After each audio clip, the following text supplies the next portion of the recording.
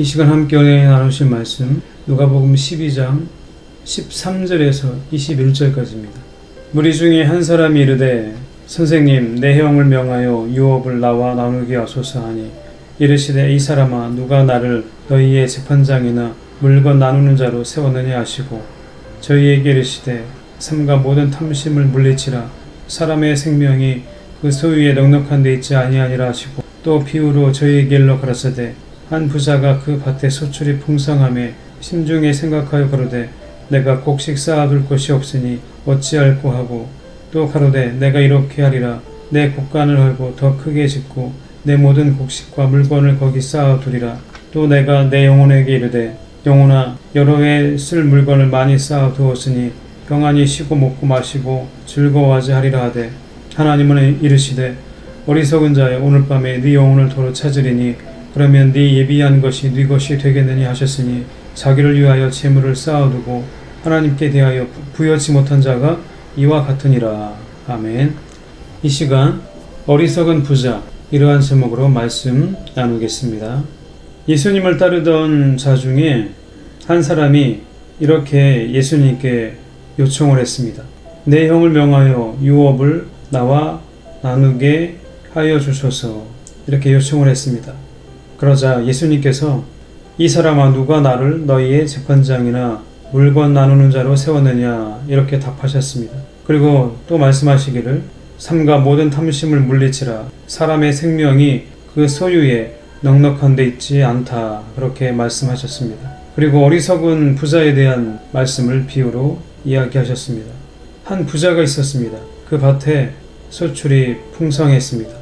생각하여 말하기를 내가 곡식 쌓아둘 것이 없으니 어찌할꼬 내가 이렇게 곡간을 헐고 더 크게 짓고 내 모든 곡식과 물건을 거기 쌓아둘 것이다 이렇게 생각했습니다.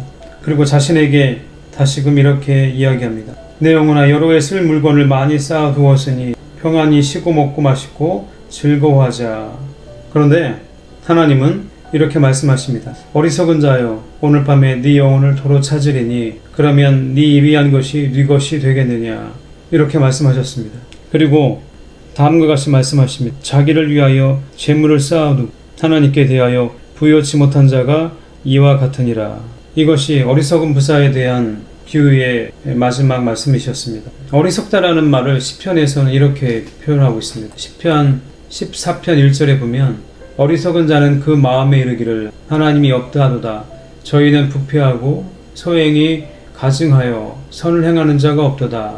그러니까 어리석은 자가 어떠한 사람인가를 시편은 잘 말씀하고 있는 것이죠. 하나님이 없다 하는 사람, 하나님에 대한 존재의식이 없는 사람, 그 사람은 바로 어리석은 사람입니다. 누가복음 12장에 나와 있는 이 어리석은 부자는 자기의 것은 미리 대비할 줄 아는 사람이었지만 정말 미래를 대비하는 데 있어서 무엇을 대비해야 하는가는 잘 몰랐던 사람입니다. 오늘 본문 17절과 18절을 보면 이렇게 자신의 것을 대비를 합니다. 심중에 생각하여 그러되 내가 곡식 쌓아둘 곳이 없으니 어찌할꼬 내가 이렇게 하리라 내 곡간을 헐고 더 크게 짓고 내 모든 곡식과 물건을 거기 쌓아두리라. 그러니까 자신의 것은 대비할 줄 아는 사람이었습니다. 자기의 소출이 풍성해지자 그 소출을 쌓아둘 곳이 없었다고 했고 그리고 곡간을 헐고 더 크게 지어서 자신의 곡식과 자신의 물건을 거기 쌓아둘 것을 생각하고 있습니다. 그런데도 진정 준비해야 할 하나님에 관련된 내용들은 없더라는 겁니다. 그리고 무엇보다도 우리가 생각해야 할 것은 우리도 자신의 미래를 대비하죠. 우리 각자가. 그런데 오늘 본문 20절에 보면 이렇게 말씀하고 있습니다. 하나님은 이르시되 어리석은 자여 오늘 밤에 네 영혼을 도로 찾으리니 그러면 네 예비한 것이 네 것이 되겠느냐. 하나님은 이렇게 말씀하신다는 것을 예수님께서 언급하신 겁니다. 우리의 예비한 것이 과연 누구의 것이 될까요? 나 자신의 것이 되는 것일까요? 히브리서 9장 27절에 보면 이렇게 말씀합니다. 한 번 죽는 것은 사람에게 정하신 것이요 그 후에는 심판이 있으리니 이렇게 말씀하십니다. 시편 49편 6절에서 10절까지 보면 자기의 재물을 의지하고 풍부함으로 자긍하는 자는 아무도 결코 그 형제를 구속하지 못하며 저를 위하여 하나님께 속전을 바치지도 못할 것은 저희 생명의 구속이 너무 귀하며 영영이 못할 것임이라. 저로 영존하여 썩음을 보지 않게 못하리니 저가 보리로다. 지혜 있는 자도 죽고 우준하고 무지한 자도 같이 망하고 저희의 재물을 타인에게 끼치는도다. 이렇게 말씀하고 있습니다. 모든 사람이 한 번은 다 죽습니다. 죽으면 자신이 준비한 그 모든 것이 누구의 것이 된다는 것인가요? 방금 읽어드렸던 시편 49편을 보면 마지막 부분에 이렇게 말씀하잖아요. 저희의 재물을 타인에게 끼치는도다. 아무리 우리가 재물에 대해서 많이 준비를 하고 나를 위해 그것을 예비한다고 해도 결국에 그것은 누구의 것이 된다는 것인가요? 내 것이 되지는 않습니다. 저희의 재물을 타인에게 끼치는도다. 이렇게 말씀하고 있습니다. 물리학 분야에서 노벨 평화상을 탄 아서 컴튼이란 사람이 이런 이야기를 했다고 합니다. 나에게 있어서 믿음이란 어떤 절대적인 지능이 있어서 세상을 존재하게 하고 인간을 창조했다고 이해하는 데서 시작된다. 질서정연하게 펼쳐진 우주가 태초에 하나님이 천지를 창조하시니라는 가장 위험 있는 말씀을 증명해 준다 라고 했습니다. 물리학 부분에서 노벨상을 탄 아서 컴튼이란 사람이 말한 대목입니다.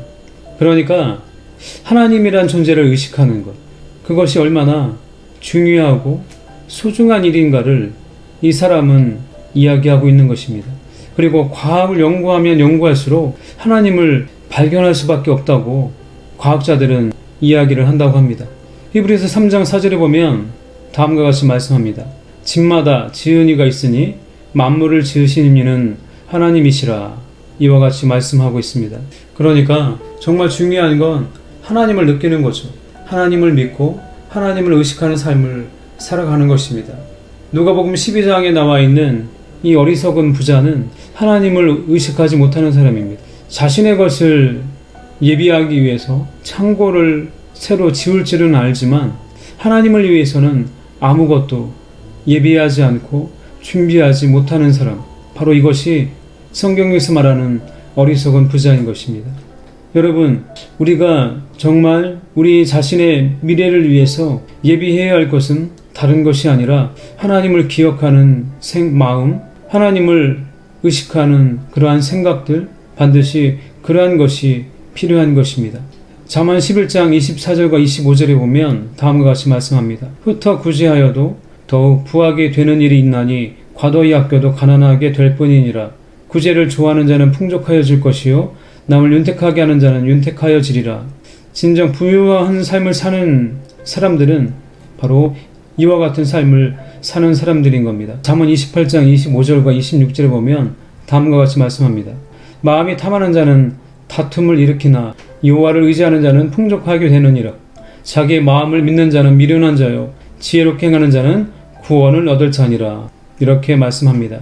여러분, 진정 우리가 생각해야 할 것, 오늘 하루를 살아가는 데 있어서 가장 중요하게 생활해야 할 것은 하나님에 관련된 것을 의식하는 겁니다. 하나님을 믿고 또한 하나님을 의지하고자 하는 그런 마음을 우리가 소유하고 살아가는 것입니다. 이와 같이 하나님을 진정 의식하며 살아가는 귀한 하루의 삶이 되시기를 축복합니다. 기도하겠습니다. 거룩하신 아버지 하나님, 은혜와 사랑을 감사드립니다.